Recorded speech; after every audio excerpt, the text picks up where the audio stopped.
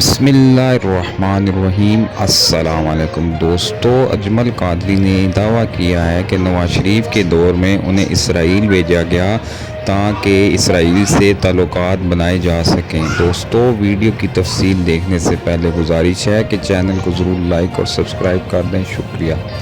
Sir, आपने दौरा करने की पहले की तफसील बताइएगा। आप समझे मेरी बात? यानी दौरा अभी शुरू नहीं हुआ, उससे पहले नवाज शरीफ ने क्या आपसे कहा था कि आप इसराइल जाएं? और अगर कहा था तो क्या एजेंडा देके भेजा था, क्या पैगाम देके भेजा था? आपको किस मकसद के लिए इसराइल भेजा गया? हमारे वजारत खारजा के उस दौर के लोगों का ये ख्याल था कि क्या हम उनसे ताल्लुकात कायम कर भी सकते हैं या नहीं, और अगर उनसे ताल्लुकात कायम करें तो उन तमाम तर मफादात का जो रुख है वो पाकिस्तान के हक में होगा या नहीं। तो एक तरह का ये मुतालियाती सफर था और ताल्लुकात की इब्तिदा थी। अच्छा, ठीक है। आपको पैमाना क्या दिया गया मौलाना, कि आपने किस पैमाने पे जांचना है कि अगर ये इस पैमाने पे इसराइली पूरे उतरते हैं तो हम उनको कबूल कर लेंगे?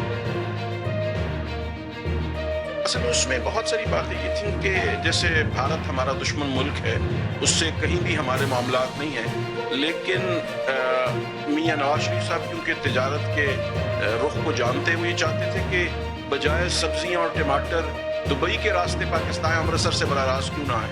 इसी तरह से ये हमें देखना था कि इस तिजारत का और इस ताल्लुकात का जो फ़ायदा है वो पाकिस्तान के मफाद में है या नहीं। तो हमने भरपूर तरीके से तो आपकी इसराइली हुकाम से मुलाकात हुई मौलाना वहां पर? जी, 2-3 उनकी वजारत खारजा के आला लोग थे और उनकी काबीना के 1-2 वज़रा थे जो मिलने हमारे होटल में आए और हमारी बड़ी सैर हासिल गुफ्तगू उनसे रही। जी, किन उमूर पे बात हुई? पाकिस्तान की इसराइल को तस्लीम करने के इम्कान के हवाले से भी बात हुई? असल में ज़्यादा तिजारती उमूर पे बात हुई क्योंकि पाकिस्तानी टेक्सटाइल्स इसराइलियों में बड़े मकबूल हैं और इसराइल की फर्टिलाइज़र और दूसरी जो उनके ऐसे मामलात हैं जैसे वो ज़राअत के मामलों में बहुत आगे हैं, तो सस्ते बीजों के मुताल्लिक और इन चीज़ों के मुताल्लिक गुफ्तगू हुई जो बिल्कुल इब्तदाई दर्जे की। और सियासी और सफारती ताल्लुकात में ये बात तय की गई कि अगर इसकी बुनियाद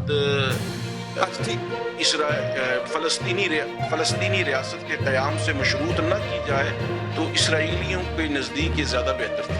लेकिन मैंने उनको यही बात किया कि जब तक फ़लस्तीनी रियासत के क़याम के मुताल्लिक हमें कोई आला इसराइली क़यादत की जानिब से यकीन दहानी हासिल न करवाई जाए और हम हासिल न कर सकें तो हम इस पर आगे नहीं बढ़ सकते।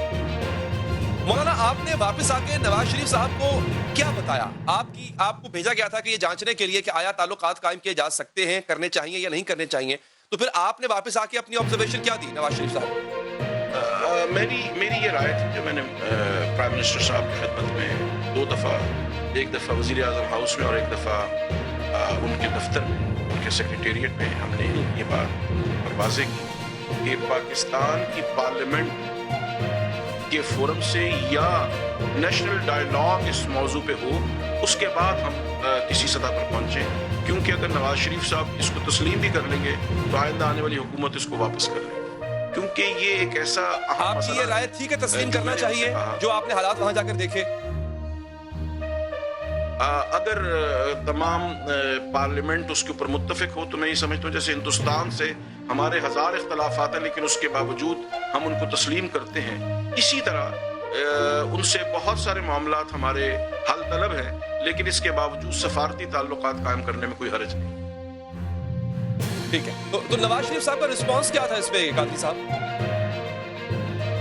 मियां साहब बहुत पैशनेट थे और बड़े उनके अंदर वलवला था, लेकिन उस वक्त के जो सियासी हालात ने यकदम कलाबाजी खाई, उसके बाद ये चीज़ पस मंजर में चली।